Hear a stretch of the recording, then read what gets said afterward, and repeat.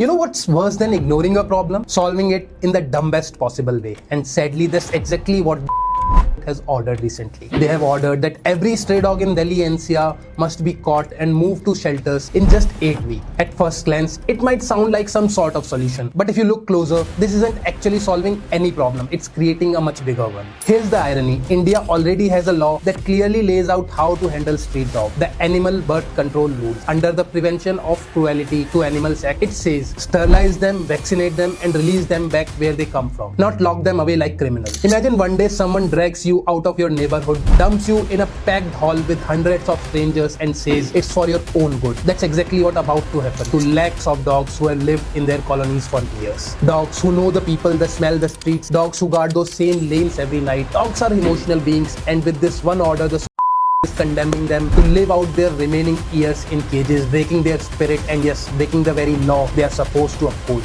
And here's what hurts even more. Our own civilization has always seen dogs not as a nuisance, but as protectors and companions. In most of Indian homes, it was tradition to make the first roti for the cow and the last one for the dog. It wasn't charity, it was gratitude. We are betraying the very ethos that shaped us. And here's the part that will make you either laugh or bang your head against the wall. The court wants crore of rupees to be spent running these giant dog jails. Money that could have instead vaccinated every stray dog in Delhi multiple times, sterilise them, and actually stop the population from growing. But no, we are choosing the most expensive, least effective option. For years, municipalities simply didn't do their job. They were legally bound to run sterilisation and vaccination drives. They didn't. And now, instead of fixing that failure and holding them responsible, the system is punishing the dogs for it. Because in British-designed Indian system that we still follow, the Sarkari Babus are still untouchable. I'm not saying it's not a problem. In 2024, there were more than 25,000 dog bite cases. But the thing is, if ABC programs had been implemented the way the law demands, these numbers would be much lower. Vaccinated, sterilized dogs don't spread rabies. They